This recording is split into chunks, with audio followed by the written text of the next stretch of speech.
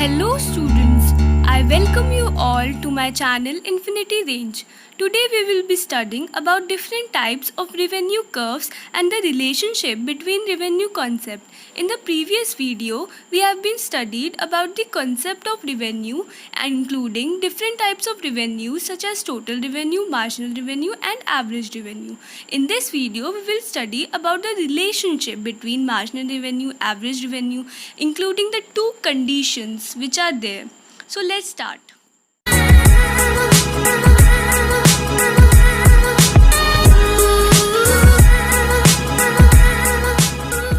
Before starting with our video, I would like to give few tips to every student currently watching my video.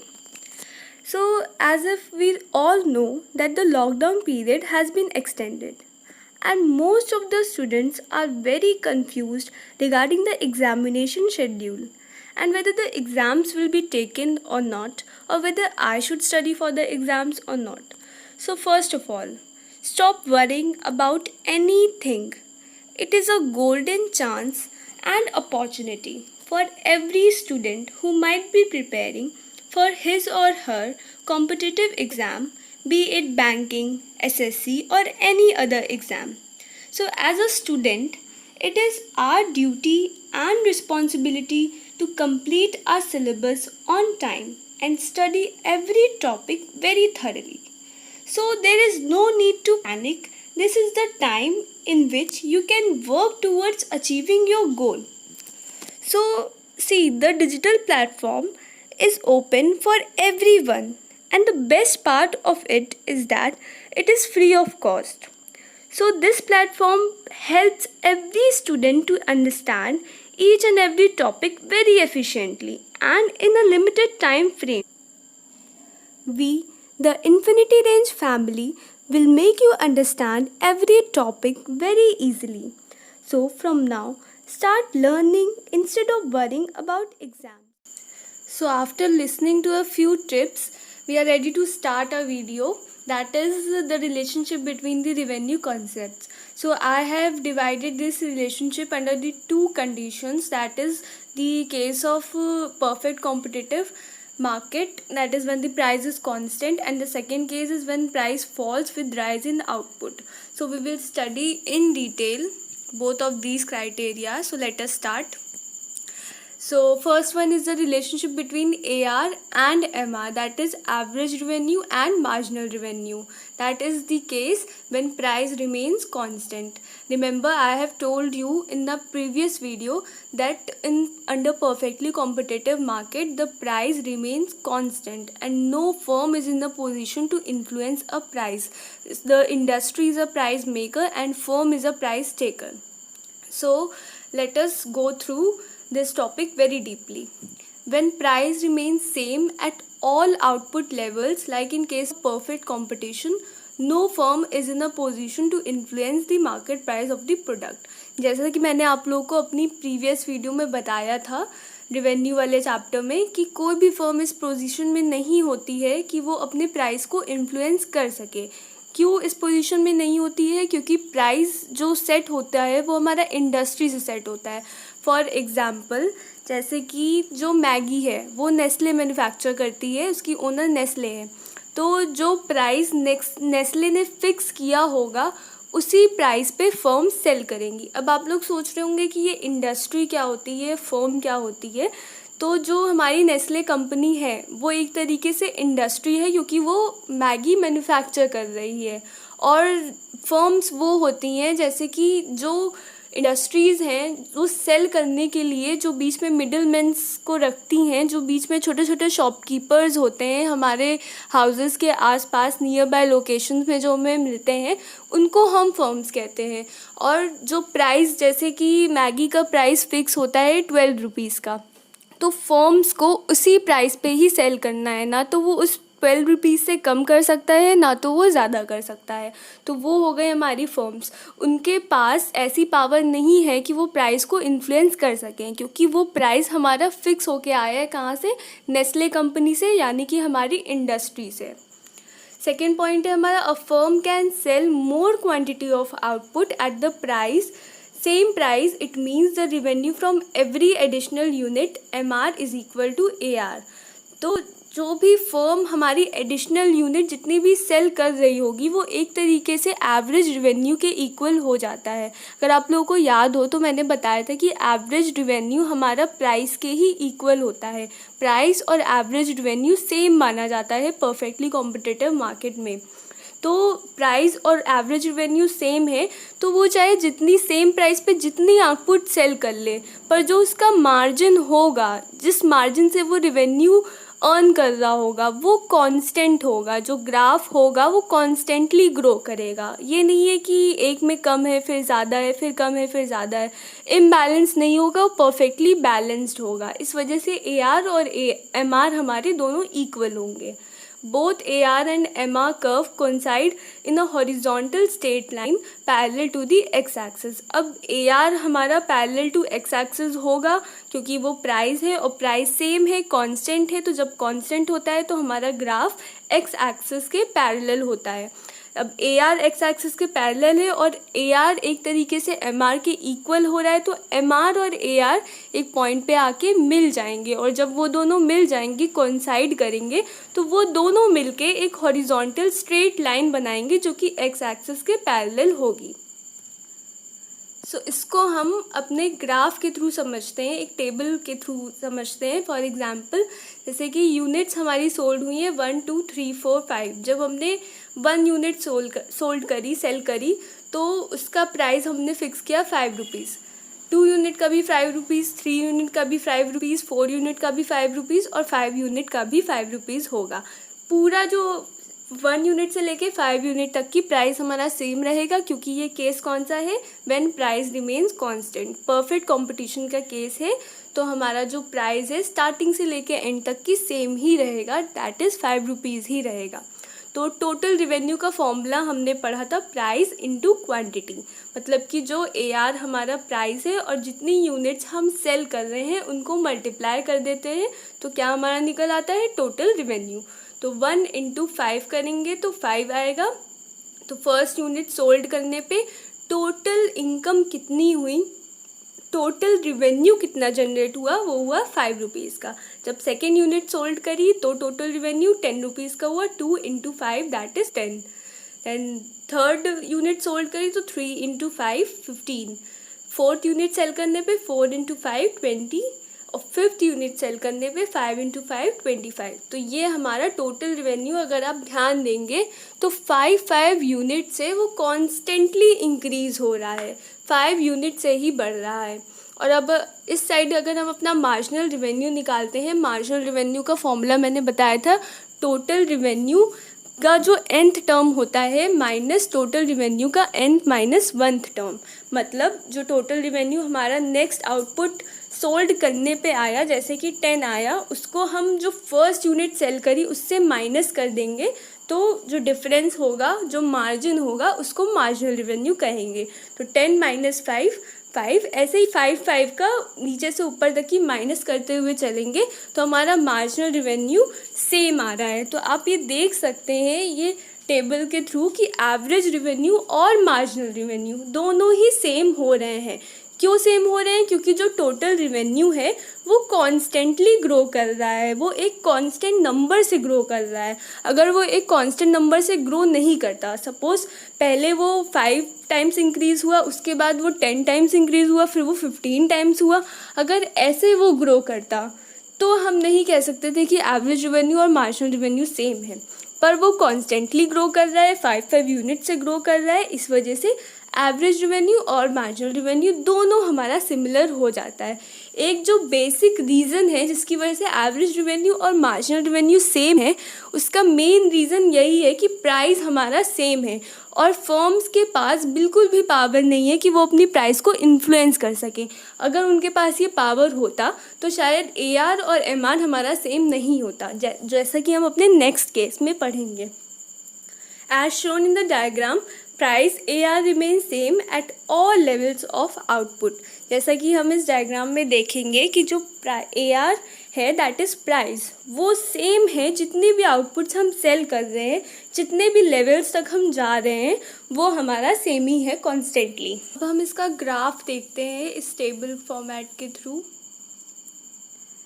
जब हमने first unit sold करी तो हमारा 5 rupees का total revenue generate हुआ था। जब सेकेंड यूनिट सोल्ड करी थी तो 10 रुपीज़ का, और जब थर्ड यूनिट सोल्ड करी थी तो 15 रुपीज़ का, और जब फोर्थ यूनिट सोल्ड करी थी तो 20 रुपीज़ का, फिफ्थ यूनिट सोल्ड करने पे 25 का। तो अभी हम रिलेशनशिप पढ़ रहे हैं एवरेज रिवेन्यू और मार्जिनल रिवेन्यू के बीच। तो इसलिए इस ग्राफ में मैंने टोटल रिवेन्यू को मेंशन नहीं किया है, टोटल रिवेन्यू को प्लॉट नहीं किया है। इसमें सिर्फ मैंने एवरेज रिवेन्यू और मार्जिनल रिवेन्यू को एक्सप्लेन करने के लिए सिर्फ इन्हीं दोनों को प्लॉट किया है। तो अगर हम प्लॉट करते हैं तो फर्स्ट यूनिट सोल्ड करने पे 5 रुपीज़ का हमारा एवरेज रिवेन्यू जनरेट हुआ था, सेकेंड यूनिट में भी 5 का, ऐसे ही 5 रुपीज़ करके हमारा एवरेज रिवेन्यू कांस्टेंट था। तो जब कांस्टेंट होगा तो एक स्ट्रेट लाइन हमारी बनेगी, अगर आप उसको प्लॉट करके देखेंगे तो वो ग्राफ हमारा कांस्टेंट बनेगा, एक स्ट्रेट लाइन बनेगी जो कि एक्स एक्सिस के जस्ट अपोजिट होगी, पैरेलल होगी उसके। अब एवरेज रिवेन्यू को हम डिमांड कर्व भी बोलते हैं, वो क्यों बोलते हैं वो मैंने रिवेन्यू में बताया था, एक बार फिर से रिपीट कर देती हूँ। एवरेज रिवेन्यू जैसा कि हमारा प्राइस होता है, प्राइस क्या होता है, जिस प्राइस पे हम कस्टमर को अपना प्रोडक्ट सेल करते हैं, जैसे कि सेलिंग प्राइस। सेलिंग प्राइस किसको देते हैं हम, कस्टमर को उस प्राइस पर प्रोडक्ट देते हैं, और कस्टमर क्या करता है, डिमांड जनरेट करता है। इस वजह से एवरेज रिवेन्यू को हम डिमांड कर्व भी बोलते हैं। तो डिमांड कर्व हमारा कैसा होगा परफेक्टली कॉम्पिटिटिव मार्केट में, वो परफेक्टली इलास्टिक होगा। परफेक्टली इलास्टिक का मतलब वो कांस्टेंट होगा, अपोजिट एक्स एक्सिस होगा और पैरेलल होगा एक्स एक्सिस के। तो ये बहुत ही एक इम्पॉर्टेंट चीज़ है याद रखने के लिए, एमसीक्यू में ज़रूर पूछा जाता है ये क्वेश्चन। अब देखते हैं हम अपनी टोटल रिवेन्यू और मार्जिनल रिवेन्यू के बीच का रिलेशनशिप। तो कंडीशन हमारी वही रहेगी व्हेन प्राइस रिमेन्स कांस्टेंट। तो जब प्राइस हमारा कांस्टेंट रहता है तो फर्म्स हमारी जितनी चाहे उतनी क्वांटिटी सेल कर सकती हैं उसी सेम प्राइस पे। उनके पास क्वांटिटी को चेंज करने का ऑप्शन है पर प्राइस को चेंज करने का ऑप्शन नहीं है। क्वांटिटी में फ्लेक्सिबिलिटी है पर जो प्राइस है वो बिल्कुल भी इन्फ्लुएंस नहीं कर सकती हैं, इसलिए वो इनफ्लेक्सिबल है। When price remains constant, firm can sell any quantity of output at a price fixed by the market। जैसा कि मार्केट फिक्स करेगी, इंडस्ट्री बताएगी, उसी हिसाब से हमारी फर्म्स अपना जो प्रोडक्ट है वो सेल करेंगी, वही प्राइस पे सेल करेंगी। As a result, MR curve and AR curve is a horizontal straight line parallel to x-axis। जैसा कि मैंने बताया कि MR curve और AR curve horizontal होगा और स्ट्रेट लाइन होगा, एक तरीके से स्ट्रेट लाइन बनेगी जो कि एक्स एक्सिस के पैरेलल होगी। अब टोटल रिवेन्यू इससे कैसे अफेक्ट होता है, जैसा कि बताया मैंने कि टोटल रिवेन्यू कॉन्स्टेंटली इंक्रीज़ हो रहा था, 5 रुपीज़ से वो कॉन्स्टेंटली ग्रो कर रहा था। तो हमारा कांस्टेंट ग्राफ बनेगा, एक तरीके से कांस्टेंट रेट से वो ग्रो करेगा। तो इसका ग्राफ देखते हैं टेबल के थ्रू। तो अगर हम इसमें अपना टोटल रिवेन्यू को देखते हैं, एवरेज रिवेन्यू, टोटल रिवेन्यू और मार्जिनल रिवेन्यू, हमारा बेसिकली फोकस रहेगा टोटल रिवेन्यू और मार्जिनल रिवेन्यू पे। तो टोटल रिवेन्यू हमारा 5 रुपीज़ से ग्रो कर रहा है। जब फर्स्ट यूनिट सोल्ड करी तो 5 रुपीज़ था, सेकेंड यूनिट सोल्ड करने पे 10 रुपीज़ था। ये मैंने निकाला है प्राइस इंटू क्वांटिटी करके, जो कि फॉर्मूला टोटल रिवेन्यू का होता है। तो क्वांटिटी 1 थी और प्राइस हमारा 5 था, तो 1 इंटू 5 दैट इज़ 5 रुपीज़। जब सेकेंड यूनिट सोल्ड करी तो क्वांटिटी 2 हो गई और प्राइस 5 हो गया, तो 2 इंटू 5 10 रुपीज़। ऐसे ही करके हम मल्टीप्लाई करते रहेंगे तो हमारी ये पूरी टेबल टोटल रिवेन्यू की फॉर्म हो जाएगी। तो मेन चीज़ समझने वाली है, जो ध्यान देने वाली है, वो ये है कि टोटल रिवेन्यू हमारा बढ़ रहा है और किस रेट से बढ़ रहा है, कांस्टेंट रेट से बढ़ रहा है। और कांस्टेंट रेट से क्यों बढ़ रहा है, क्योंकि प्राइस हमारा सेम है। जब प्राइस सेम होगा टोटल रिवेन्यू हमारा कांस्टेंट रेट से बढ़ेगा, मार्जिनल रिवेन्यू भी सेम है, एवरेज रिवेन्यू भी सेम है। तो हमारा जो कर्व है वो कैसा बनेगा, जो टोटल रिवेन्यू का कर्व होगा वो पॉजिटिवली स्लोप्ड एक स्ट्रेट लाइन होगी जो कि ऊपर की तरफ जाएगी, कॉन्स्टेंटली वो ऊपर की तरफ जाएगा, ग्रो करेगा। और जो स्टार्ट होगा वो ज़ीरो आउटपुट लेवल से स्टार्ट होता है। तो हम पहले इसका कर्व देख लेते हैं। तो इसमें मैंने total revenue, average revenue, marginal revenue दोनों को प्लॉट किया है, क्योंकि मार्जिनल रेवेन्यू और एवरेज रेवेन्यू हमारे सेम हो रहे हैं, तो एक तरीके से मार्जिनल रेवेन्यू में एवरेज रेवेन्यू भी आ जाता है। तो आप देख सकते हैं, अगर आप प्लॉट करेंगे इसको टोटल रेवेन्यू के कर्व को, तो जो फर्स्ट यूनिट सोल्ड हमारी एक्स एक्सिस पे है और total revenue and marginal revenue को हमने अपने वाई एक्सिस पे एंटर किया है। दोस्तों, एक्स एक्सिस वाई एक्सिस लिखना एग्ज़ाम में बहुत ज़रूरी है, और आपको ग्राफ के नीचे जैसे कि यूनिट सोल्ड लिखा है, total revenue and marginal revenue in rupees लिखा है, ये लिखना बहुत इम्पॉर्टेंट है। अगर आप हेडिंग्स नहीं देते हैं तो आपके हाफ मार्क कट सकते हैं एग्ज़ाम्स में, स्पेशली बोर्ड एग्ज़ाम्स में, इसलिए बिना हेडिंग्स के कुछ भी ना लिखें। और ग्राफ के बाद एक्सप्लेनेशन ज़रूर दें, हर एक ग्राफ का एक्सप्लेनेशन देना बहुत ही इम्पॉर्टेंट है। ऐसा नहीं है कि आपने सिर्फ ग्राफ बना दिया है, क्वेश्चन आपसे पूछा गया, आपने ग्राफ बनाया, उसकी डेफिनेशन लिखी, टेबल बनाए एंड दैट इज़ ओवर। ये नहीं करना है आपको एक्सप्लेन करना है कि टेबल में आपने क्या क्या रिप्रेजेंट किया है, कैसे ग्रो कर रहा है, उसका कर्व कैसा है, कैसे स्टार्ट हो रहा है, क्या वो परफेक्टली इलास्टिक है, क्या वो नहीं है। तो ये सब चीज़ें आप लोगों को मेंशन करनी है। अब हम देखते हैं अपनी relationship between total revenue and price line. तो टोटल रेवेन्यू आप लोग पहले ही समझ चुके हैं कि जितनी भी फर्म की टोटल इनकम होती है उसका हम टोटल रेवेन्यू कहते हैं, और उसका जो कर्व होता है वो अपवर्ड स्लोपिंग होता है, पॉजिटिवली स्लोप्ड होता है, कॉन्स्टेंटली ग्रो करता है। पर आप लोग सोच रहे होंगे कि ये प्राइस लाइन क्या होती है, ये वर्ड कैसे आ गया। तो प्राइस लाइन बेसिकली हमारी जो एमआर कर्व होती है उसी को हम प्राइस लाइन कहते हैं। जो एरिया हमारा एक्स एक्सिस से लेके एमआर कर्व तक की कवर करते हैं उस पूरे एरिया को हम प्राइस लाइन बोलते हैं। इसको हम ग्राफ के थ्रू समझते हैं तो हम बहुत ही ईजिली देख पाएंगे, समझ पाएंगे। तो जैसा कि मैंने आप लोगों को बताया था कि परफेक्टली कॉम्पिटिटिव जो कंडीशन है उसके अंडर AR MR सेम होता है। अब AR और MR हमारा सेम है और AR किसके इक्वल है, प्राइस के इक्वल है। और ये प्राइस हमारा क्या है, एक मार्केट प्राइस है, या फिर हम उसको सेलिंग प्राइस कह सकते हैं, क्योंकि उस प्राइस में हम कस्टमर को प्रोडक्ट दे रहे हैं। तो ये प्राइस हमारा मार्केट प्राइस है जो कि इंडस्ट्री से फिक्स होके आया है, और फर्म्स हमारी क्या कर रही है, उस प्राइस पे प्रोडक्ट को सेल कर रही हैं, वो प्राइस टेकर हैं, वो प्राइस ले रही हैं। तो इसमें आप पूरे ग्राफ में देख रहे होंगे कि टोटल रेवेन्यू प्लॉट नहीं किया है। अब आप लोग सोच रहे होंगे कि टोटल रेवेन्यू और प्राइस लाइन के बीच की रिलेशनशिप बतानी है हमें, और हमने उसको प्लॉट भी नहीं किया है, ऐसा कैसे कर सकते हैं। पर इस प्राइस लाइन में हम बेसिकली टोटल रेवेन्यू को ही निकालेंगे। कैसे निकालेंगे कि टोटल रेवेन्यू हमारा मार्जिनल रेवेन्यू का समेशन होता है। मतलब कि अगर हम मार्जिनल रेवेन्यू को ऐड ऑन करते जाएँ तो हमारा टोटल रेवेन्यू फॉर्म हो जाएगा, क्योंकि टोटल रेवेन्यू हमारा मार्जिनल रेवेन्यू का फॉर्मूला क्या होता है, TRN माइनस TRN माइनस 1। तो जितने भी सक्सेसिव TRs होते हैं उसमें से जो प्रीसीडिंग TRs है उसको माइनस करते हैं तो मार्जिनल रेवेन्यू निकल आता है। तो मार्जिनल रेवेन्यू को ही अगर हम ऐड अप करते जाएं तो टोटल रेवेन्यू फॉर्म होगा। तो इस केस में हम मार्जिनल रेवेन्यू से ही अपना टोटल रेवेन्यू निकालेंगे। तो हम देख सकते हैं वाई एक्सिस पे हमने अपना रखा है, देख सकते हैं OP प्राइस। OP हमारा प्राइस है जिस पे फर्म्स अपने प्रोडक्ट को सेल कर रही है कस्टमर को, तो OP प्राइस पे सेल कर रही है। और एक्स एक्सिस पे O से लेकर Q तक की मैंने मार्क किया है यूनिट सोल्ड। यूनिट सोल्ड मतलब कि क्वांटिटी, मतलब फर्म ने OQ क्वांटिटी सेल की होगी किस प्राइस पे, OP प्राइस पे। इसमें मैंने कोई फिगर नहीं ली है, इसमें मैं ग्राफिकली ही बताऊंगी। तो OQ इंटू OP कैसे हुआ कि टोटल रेवेन्यू का फॉर्मूला होता है हमारा प्राइस इंटू क्वांटिटी। तो प्राइस हमारा क्या था इस केस में, OP था, और क्वांटिटी क्या सेल कर रहा था, OQ क्वांटिटी। तो अगर OP इंटू OQ को अगर हम मल्टीप्लाई करते हैं तो हमारा क्या फॉर्म होगा, क्या बनेगा, वो जो पूरा एरिया आप रेक्टेंगल देख रहे हैं वो एरिया हमारा पूरा बनेगा। और इसमें हम एक लाइन बनाएंगे तो वो प्राइस लाइन बन जाएगी। तो ये जो RQ है, R से लेके Q तक की, ये हमारी प्राइस लाइन है, या फिर TR कर्व भी उसको बोल सकते हैं। तो जो MR का समेशन है वो TR है, और जो TR है उसके अंडर का जो पूरा एरिया कवर हो रहा है, जो पूरा रेक्टेंगल फॉर्म हो रहा है, उसको ही हम प्राइस लाइन बोलते हैं। तो ये तो हो गई हमारी रिलेशनशिप टोटल रेवेन्यू और प्राइस लाइन की। अब जो नेक्स्ट केस है हमारा, जिसमें प्राइस हमारा हम कम करते हैं जिससे कि आउटपुट हमारा इंक्रीज हो जाए, that is when price falls with rise in output, वो केस हम अपनी नेक्स्ट वीडियो में कंटिन्यू करेंगे।